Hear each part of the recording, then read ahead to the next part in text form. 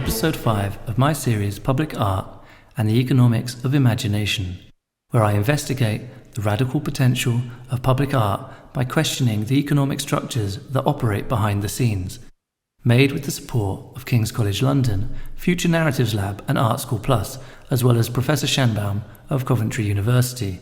My name is Toby Tobias Kidd, an artist, musician and writer. You may notice I sound a little different today. That is because I am putting together the final touches to this episode from my temporary studio on a residency in the wilds of Norfolk. Being here has allowed me to see some interesting public work in the rural setting, such as Richard Long's Full Moon Circle and a major survey exhibition of Roger Ackling.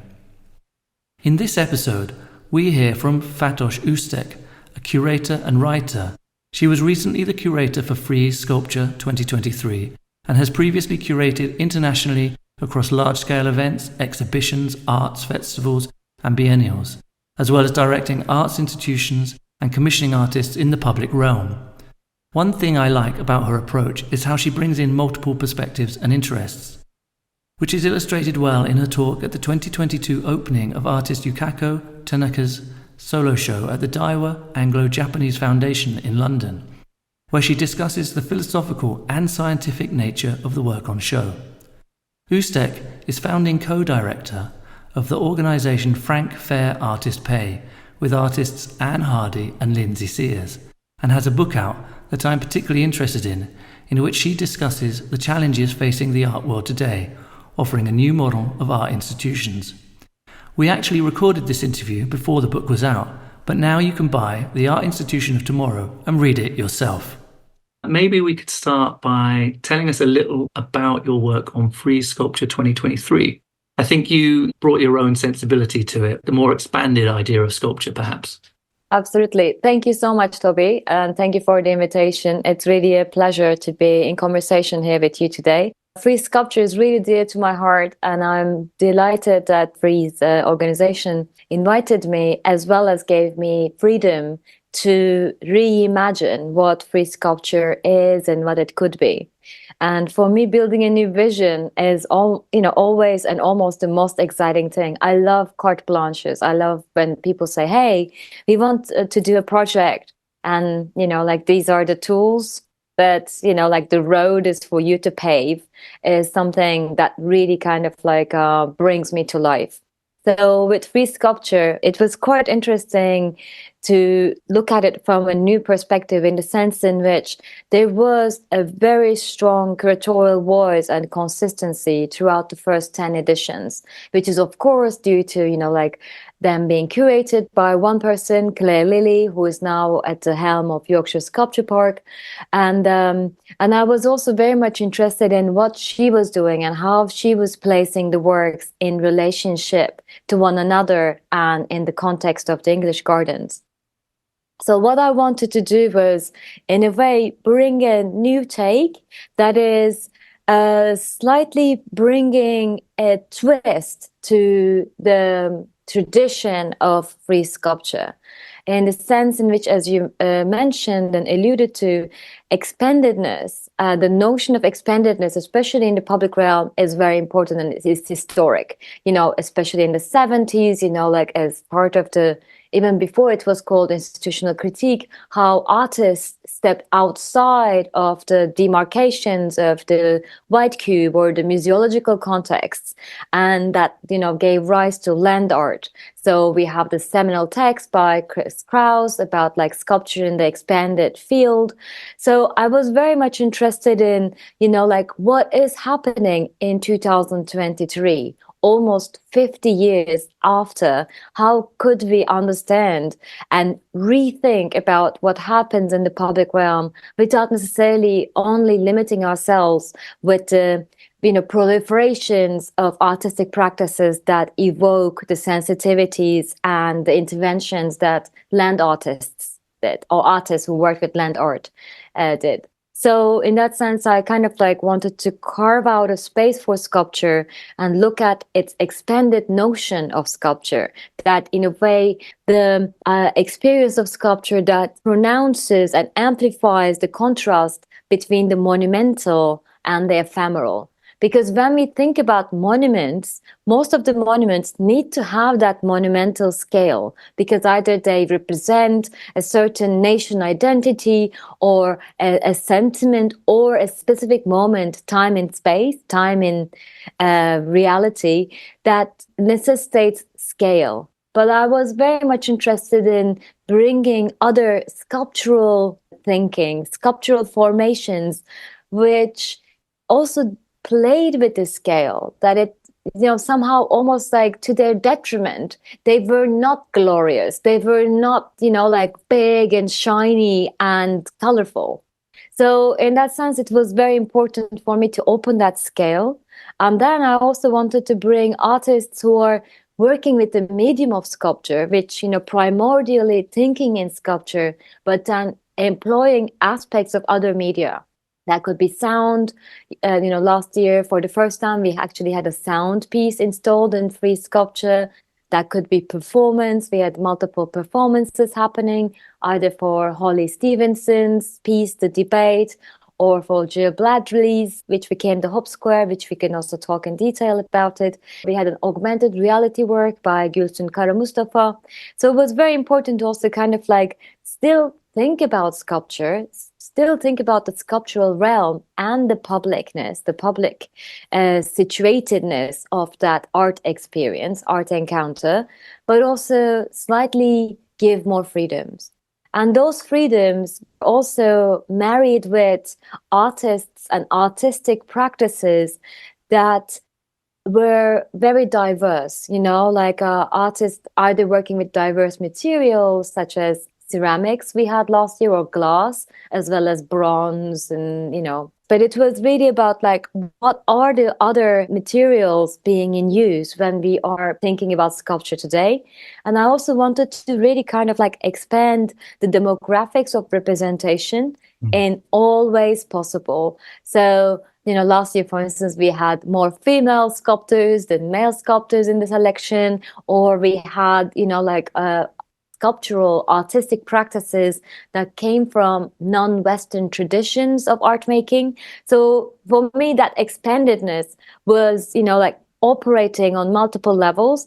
And the last point about that is it also operated on a literal level. The physicality of the use of the English gardens were expanded. I used the whole lot, the whole of English gardens. And traditionally, the first 10 editions only used 2/3 of the gardens, because that was also closest proximity to the Frieze London fair grounds. Just moving away from that a little bit, to talk a bit about how you got into working with art and curation, I want to sort of go into this thing that you said about Kurt Gödel's incompleteness theorems. Something about the world is a domain of inexplicable relationships. There is no end. There is no single definition that can hold everything. So, but what happened with Kurt Gödel is that he actually called off the mathematicians that came prior to him and who were still alive, like Frege, Russell, and who authored the book, Principia Mathematica, which is like a 1,000-page book that said, or that in a way claimed that all the mathematics, everything about the world of mathematics was encapsulated in that book. And what Kurt Gödel was like, showed the red flag and said, is that so? And for me, those paradigm shifts are very, very important. And there's something so exciting about that. It's also like, I always also refer to this Derridian concept of the unthought, that he basically coined this term. And it is like, we all have limitations to our beliefs, our aspirations, our dreams, our knowledge. And the fact that I have my limitation and you have yours enables us to actually have an exchange and then understand something together, and that will be probably outside of what we already had, and that is quite an interesting understanding of how knowledge is produced and how we also build, let's say, elucidations or crystallizations of our understanding of being in the world, being in this world, and how we relate. So I'm going to actually make it a good connection, because you said like with the Frieze sculpture, how I work is, you could really say that it's topological. It's almost like I love inserting different layers on top of each other, but some of them could be like see-through layers. It only is like a semantic layer, or it could only be like a layer where I don't even communicate, but it is subliminally planted there. And I'm very much interested in, whenever I curate, how can I proliferate the access points to which what I'm doing, so that people can drive different experiences. Like, for instance, you were saying that your entry to Frieze Sculpture last year was through the performance that one of the artists, Temitayo Ogunbiye, did. And that performance was the closed-off performance. For me, it was also a very emotionally charged, sensually charged performance.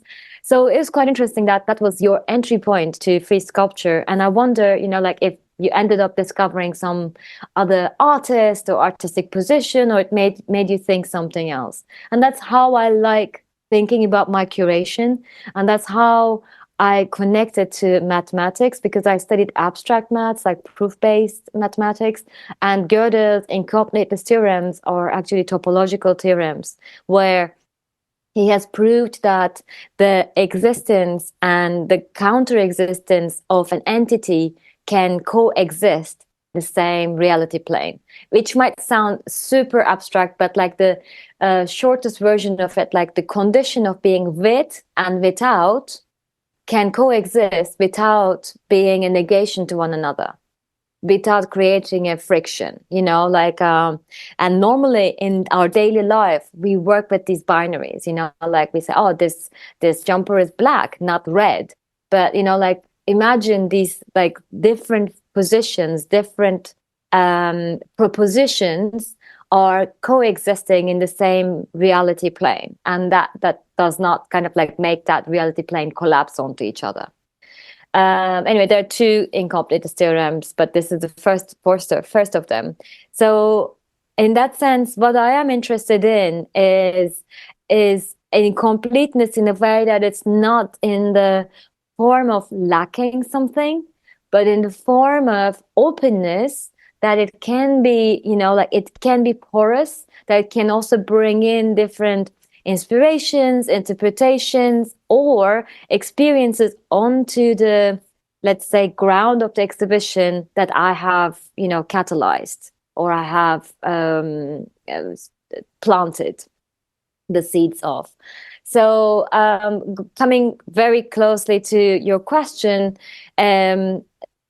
what I'm interested in is that when I was looking at incompleteness theorems, and I was also, amateurishly interested in art, I was looking at a lot of photography, started writing about photography at the time in college, and I was also looking at paintings and many other forms of artistic production, even, performing arts. And what for me clicked was that art is an incomplete field. And I think my transition from maths to art happened first on that kind of like a cerebral basis, like on that intellectual basis of like seeing that, oh, this is also an open ground where many things can happen. I want to say one more thing, and please stop me if it's becoming too abstract.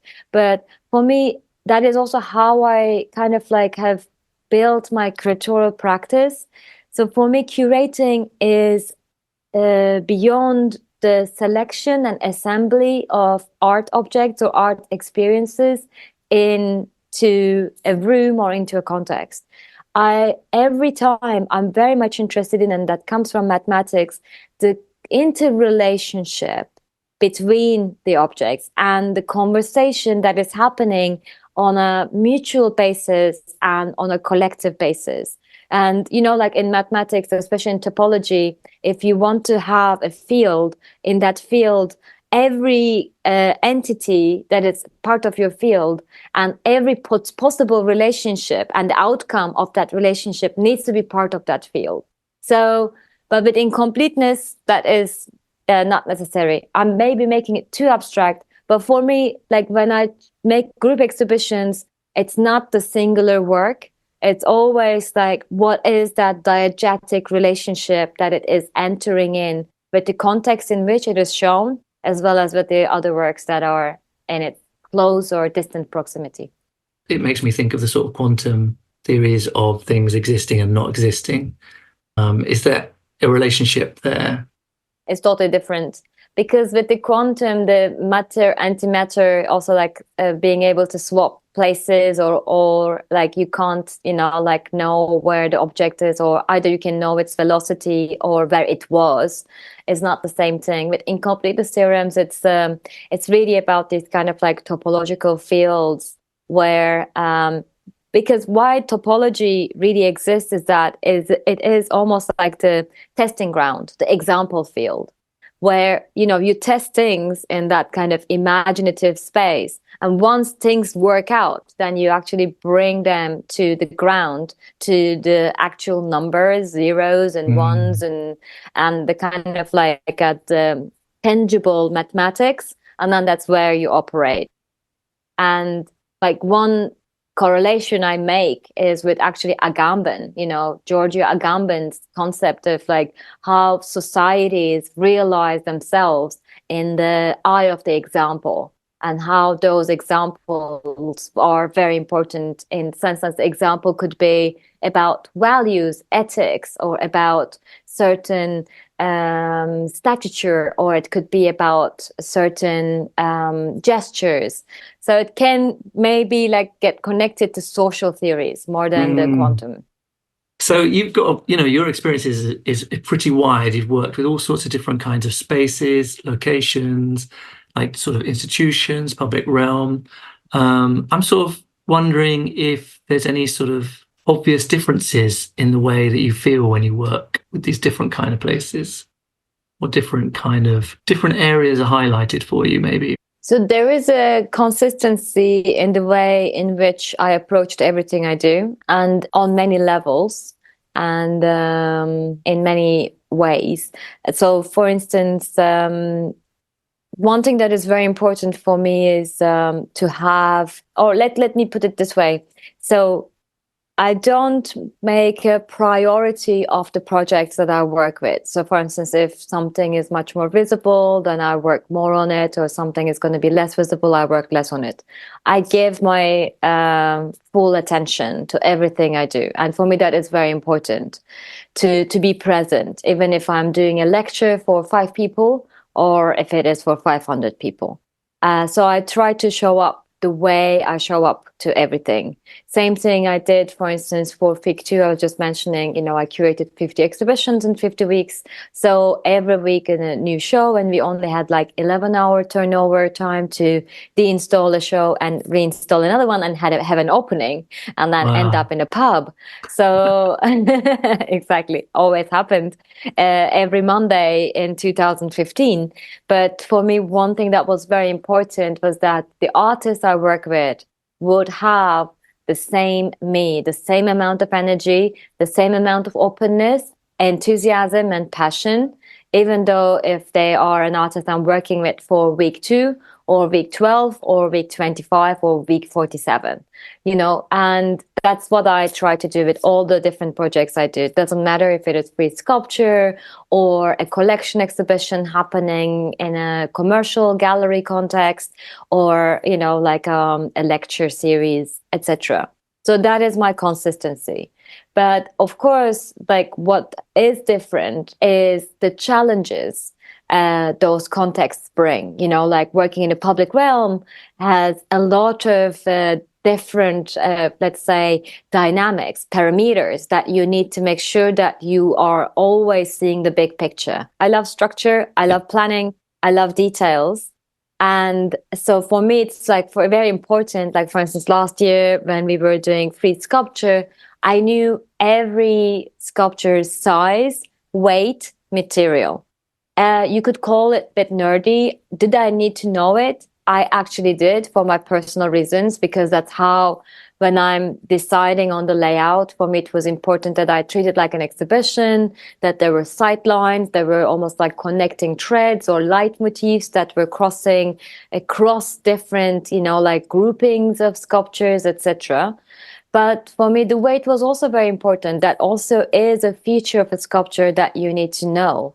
when you're working with it. So in that sense, there are things that heighten specific skills for the particularity of the project, even if it's like as I said, like if it's the controlled environment, or if it is, when we were, again, I will go to Art Night or Liverpool Biennial, we did a lot of like public activations in Liverpool. And for me, it was very important to understand the context and then identify what is the potential here. And then also kind of like assess the scale of operation, like the scale of detail, the scale of ambition, the scale of size, and magnitude of the project. In this series, I am interested in sort of economies of art and the structures of funding, ownership of location and place, and how this all affects what gets to get made, and how it's made and who gets to make it. Perhaps you could tell us a little bit about, if you found any particular challenges facing creating the kind of work you want to, or maybe not. No, it's an amazing question. And like one thing I really believe as curators today, we need to also understand economics, finance, and we need to understand environment and environmental impact. We need to understand representation. We need to kind of like really put our values and integrity to our work ethics, of how we want to work and in which context we want to work.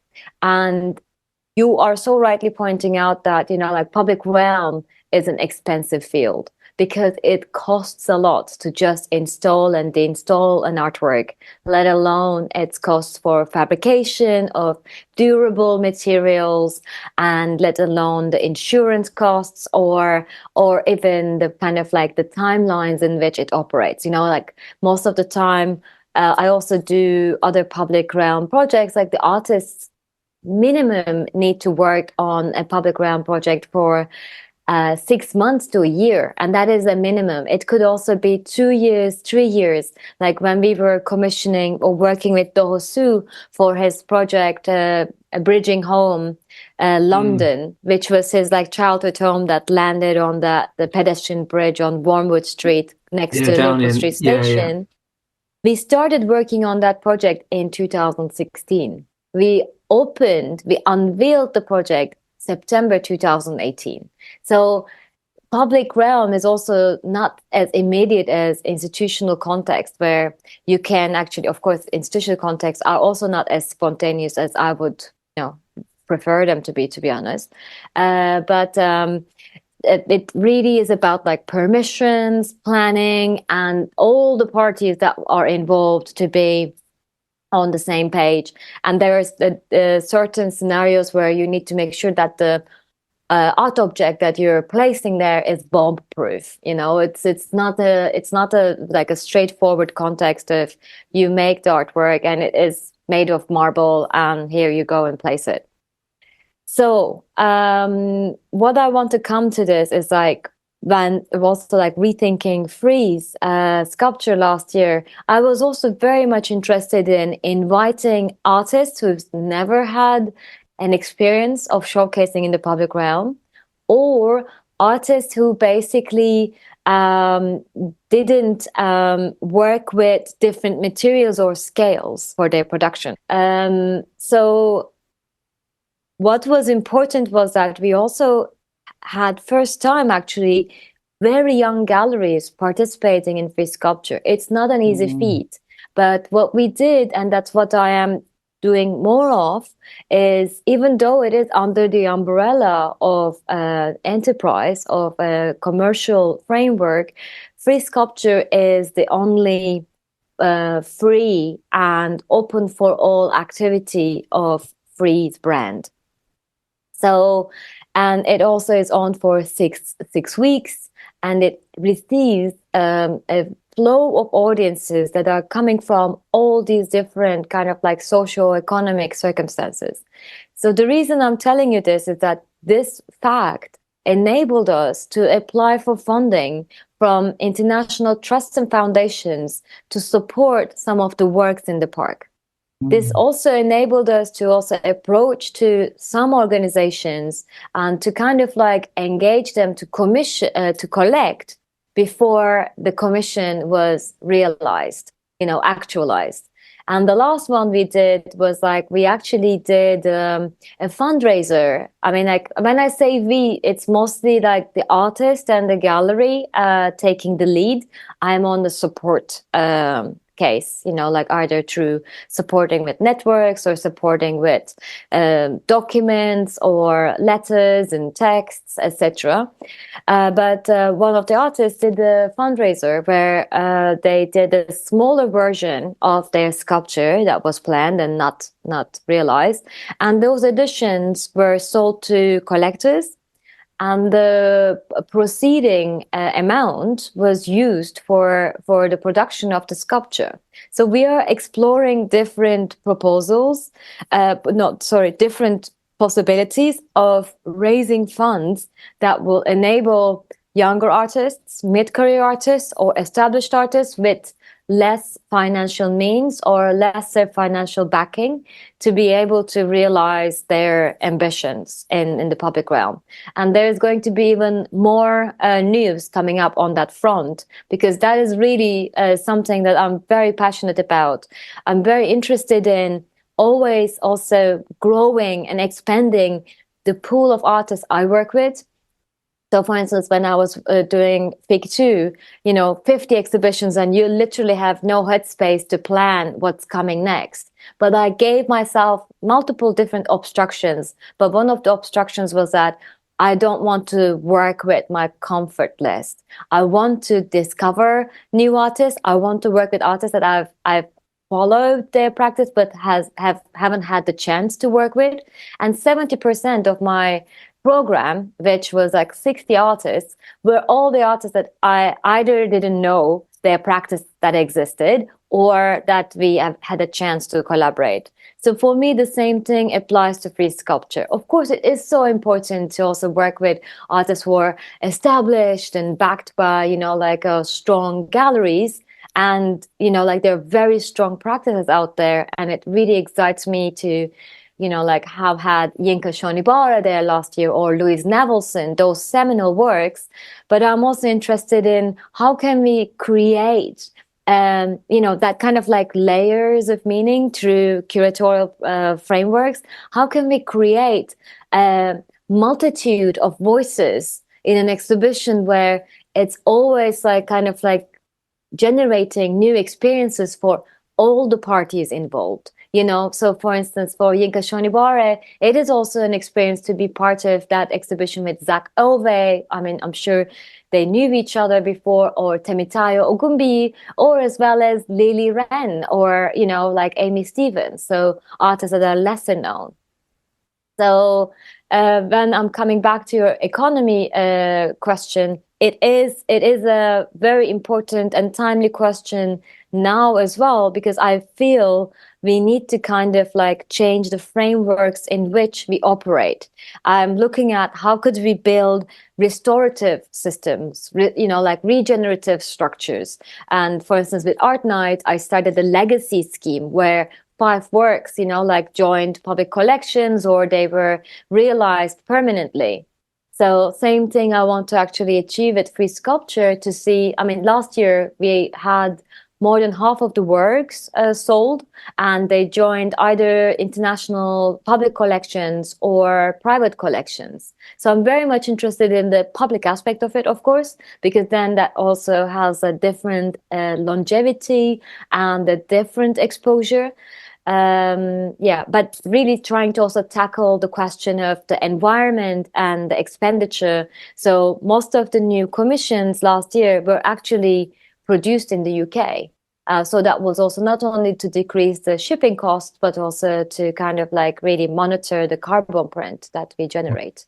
But still, these are like small gestures in the big sea of major undertakings. You are also involved in this Frank Fair Artist Pay with, is it Anne Hardy and Lindsay Seers?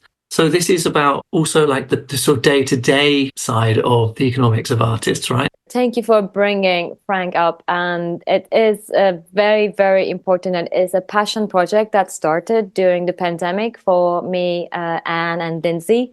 Of course, we were sharing ideas about the precarity of the art world, as we all know it, and something that really kind of like struck us is that when we talk about diversity, inclusion, accessibility, and frameworks, no one is addressing economic parity as an important force in kind of like actualizing those principles. So class or social class, let's say, is outside of the picture. So Frank Fair Artist Pay is a community interest company, and it is a membership organization, and we don't stand for artists, nor institutions, nor funding bodies, nor commercial galleries. We stand for the sector. Our goal and aim is to elevate the practices, the level of fair practice in the UK today. And when we say fair practice, it includes fair remuneration, fair contracts, fair working conditions, fair representation.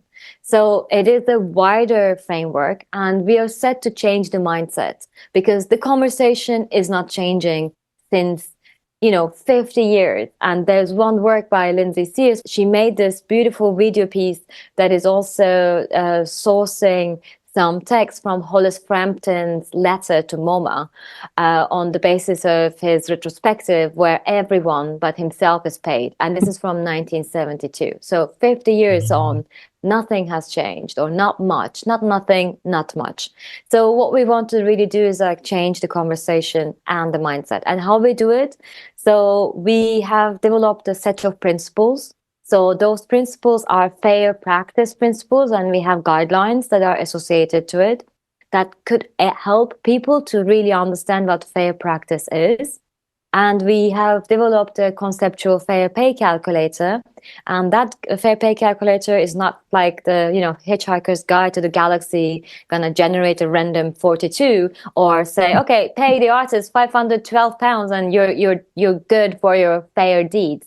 It's not that. It really actually demystifies the process of artistic practice, artistic production.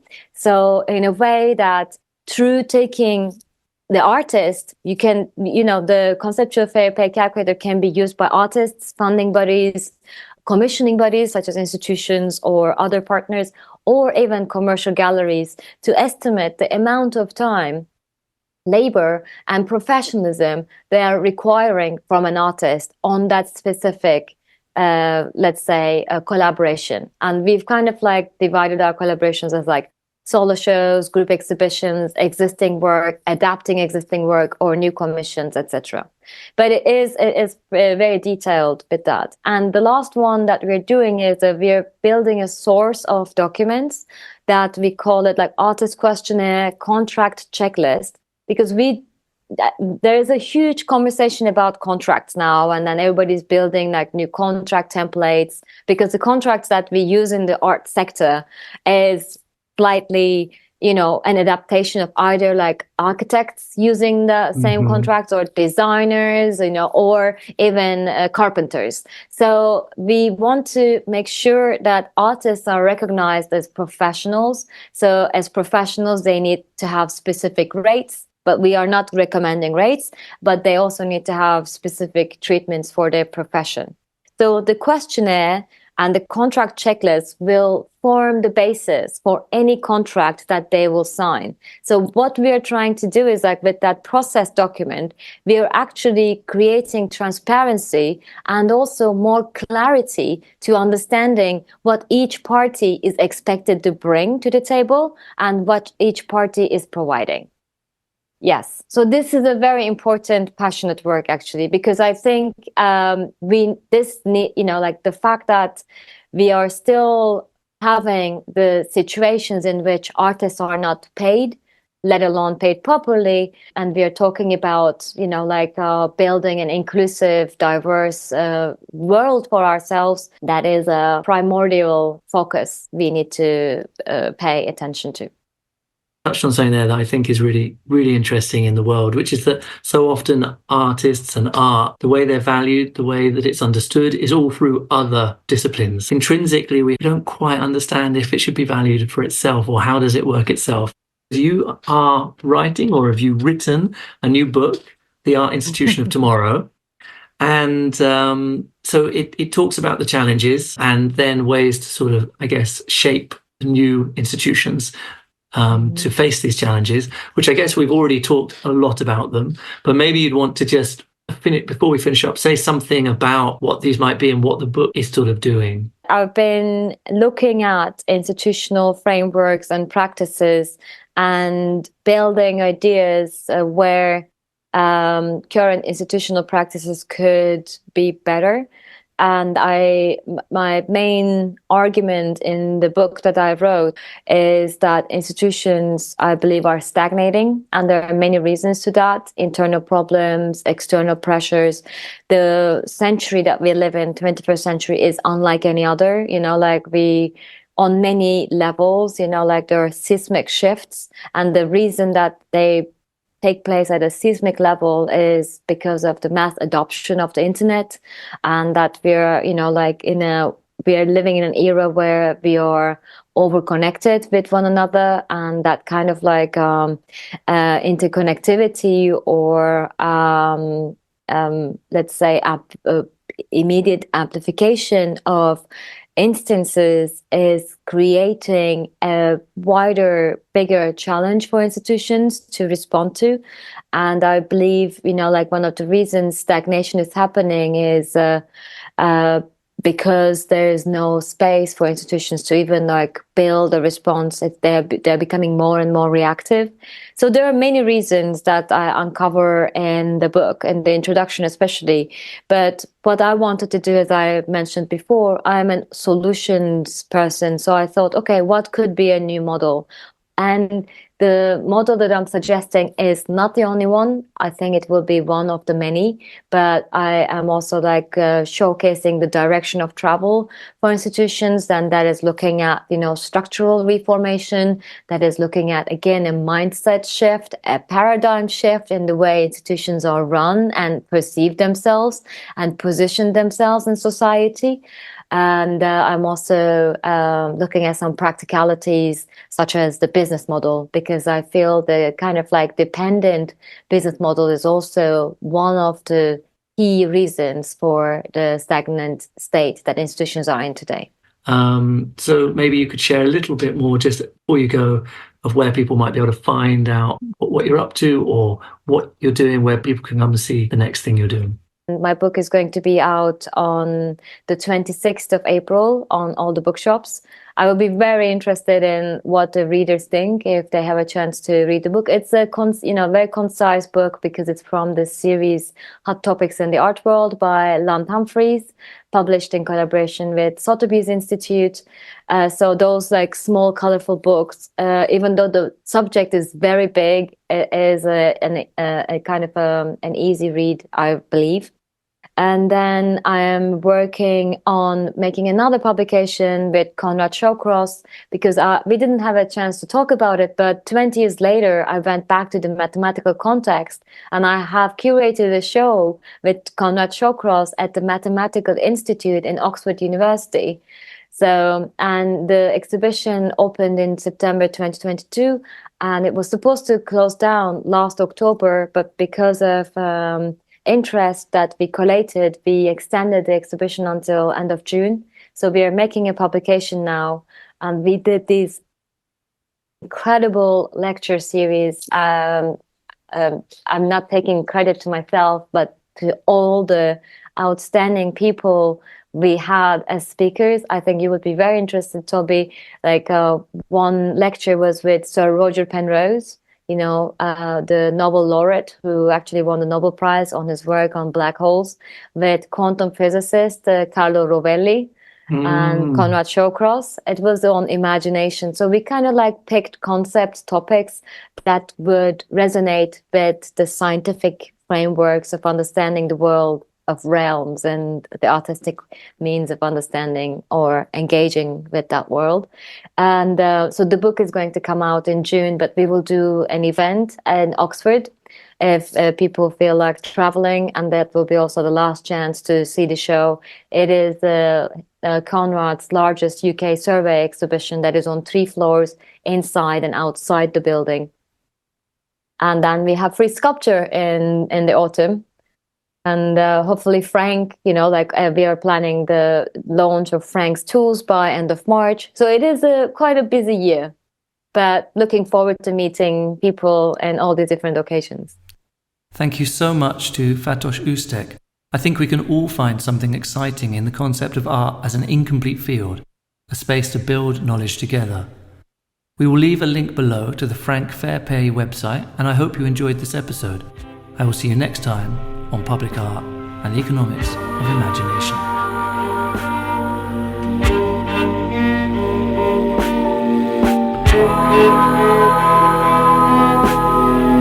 Thank you.